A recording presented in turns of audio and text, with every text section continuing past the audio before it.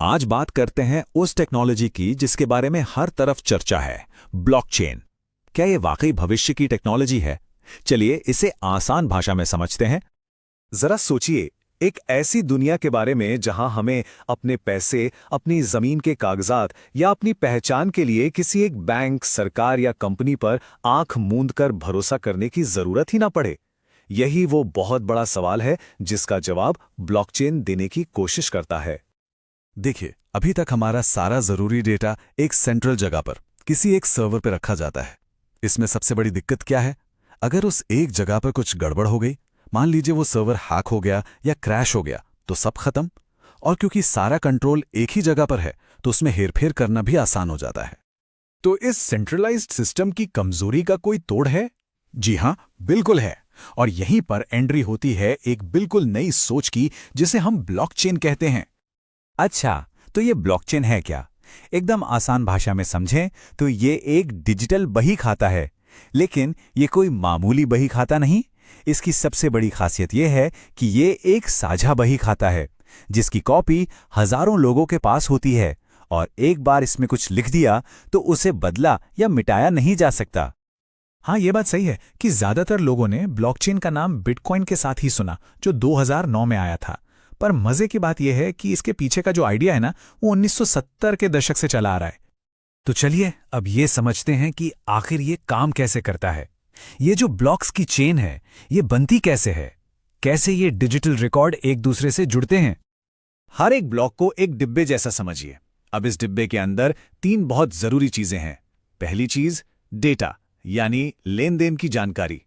दूसरी चीज एक हैश, जो उस डिब्बे का एक यूनिक डिजिटल फिंगरप्रिंट है। और तीसरी और सबसे जरूरी चीज अपने से ठीक पहले वाले डिब्बे का फिंगरप्रिंट।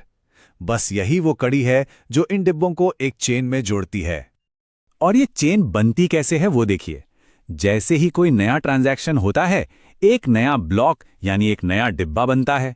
उस डिब्बे को अपना खुद का एक यूनिक फिंगरप्रिंट मिलता है, और फिर वो अपने से पिछले वाले डिब्बे का फिंगरप्रिंट अपने अंदर रख लेता है।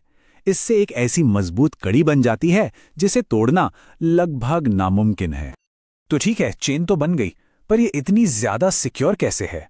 मतलब क्या है इसकी सिक्योरिटी का राज? इसके पीछे 2 बहुत बड़े कॉन्सेप्ट्स काम करते हैं।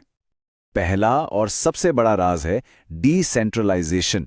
इसका मतलब यह है कि ये बही खाता किसी एक कंप्यूटर या सर्वर पर नहीं रखा है। अरे नहीं, इसकी हजारों लाखों कॉपीज हैं जो दुनिया भर में फैले हुए कंप्यूटर्स पर हैं। अब सोचिए, किसी हैकर को अगर कुछ बदलना है तो उसे एक नहीं, हजारों कंप्यूटर एक साथ हैक करने पड़ेंगे। अच्छा, पर मान लीजिए कोई बहुत ही शातिर हैकर है, वो कोशिश करता है किसी एक पुराने ब्लॉक में जाकर कुछ बदलने की, तब क्या होगा? यहां असली जादू होता है। जैसे ही हैकर उस ब्लॉक के डेटा में एक अक्षर भी बदलेगा, उस ब्लॉक का फिंगरप्रिंट यानी हैश तुरंत बदल जाएगा। और क्योंकि अगला ब्लॉक पुराने वाले फिंगरप्रिंट से जुड़ा था, वो लिंक वहीं टूट जाएगा।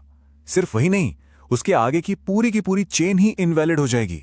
मतलब पूरे नेटवर्क में अलार्म बज जाएगा कि भाई कुछ तो गड़बड़ हुई है। अब उस हैकर के पास एक ही रास्ता है। अपनी झूठी चेन को असली साबित करने के लिए उसे नेटवर्क की 50% से ज्यादा कंप्यूटिंग पावर पर कब्जा करना होगा। बिटकॉइन जैसे बड़े नेटवर्क पर इसका मतलब जानते हैं क्या है? दुनिया के सबसे पावरफुल सुपर कंप्यूटर्स को मिलाकर भी जितनी पावर बनेगी, उससे भी कहीं ज्यादा। मतलब प्रैक्टिकली नामुमकिन। और अब आता है सिक्योरिटी का दूसरा राज, जिसे कहते हैं कंसेंसस। इसको एक तरह की वोटिंग समझिए। जब भी कोई नया ब्लॉकचेन में जुड़ने के लिए आता है, तो नेटवर्क के ज्यादातर लोग उसे चेक करते हैं। जब तक मेजॉरिटी हां नहीं बोलती, वो नया ब्लॉकचेन का हिस्सा बन ही नहीं सकता। इससे धोखाधड़ी का चांस ही खत्म हो जाता है। बिटकॉइन ने तो ब्लॉकचेन को दुनिया से मिलवाया, पर यह कहानी की बस शुरुआत थी। ये टेक्नोलॉजी सिर्फ डिजिटल करेंसी से कहीं ज्यादा है। इसके इस्तेमाल की तो कोई सीमा ही नहीं है। सप्लाई चेन मैनेजमेंट से लेकर हेल्थ केयर रिकॉर्ड्स तक, यहां तक कि वोटिंग सिस्टम में भी सोचकर देखिए। एक ऐसा वोटिंग सिस्टम जिसे कोई हैक न कर सके, जिसमें कोई धांधली ना हो सके, ये ब्लॉकचेन से मुमकिन है। इसका एक जबरदस्त रियल लाइफ उदाहरण है वॉलमार्ट। वो ब्लॉकचेन का इस्तेमाल ये ट्रैक करने के लिए करते हैं कि कोई खाने की चीज खेत से स्टोर तक कैसे पहुंची। पहले अगर कोई चीज खराब निकलती थी तो उसका सोर्स पता करने में दिन लग जाते थे। अब सिर्फ कुछ सेकंड्स लगते हैं। इससे न सिर्फ खाना सुरक्षित होता है, बल्कि कंपनियों का नुकसान भी बचता है। और फिर आते हैं स्मार्ट कॉन्ट्रैक्ट्स। ये भी एक कमाल की चीज है। ये ऐसे डिजिटल एग्रीमेंट हैं जो अपने आप काम करते हैं बिना किसी वकील या ब्रोकर के। इसे एक वेंडिंग मशीन की तरह समझिए। आपने पैसे डाले यानी शर्त पूरी हुई, और आपका सामान अपने आप बाहर आ गया यानी कॉन्ट्रैक्ट पूरा हो गया। सब कुछ ऑटोमेटिक। तो सुनने में तो ये सब बहुत बढ़िया लगता है ना? पर रुकिए, कहानी में एक ट्विस्ट भी है। ब्लॉकचेन टेक्नोलॉजी के सामने अभी भी कई बड़ी चुनौतियां हैं। तो देखिए, एक तरफ तो इसके फायदे हैं, जैसे जबरदस्त सिक्योरिटी, पारदर्शिता और बिचौलियों का खात्मा। पर दूसरी तरफ कुछ मुश्किलें भी हैं, जैसे कुछ ब्लॉकचेन बहुत ज्यादा बिजली इस्तेमाल करते हैं, कभी-कभी ट्रांजैक्शन की स्पीड बहुत धीमी होती है, और अभी भी इसे लेकर नियम कानून साफ नहीं है। तो ये वो चीजें हैं जिन पर अभी काम होना बाकी है।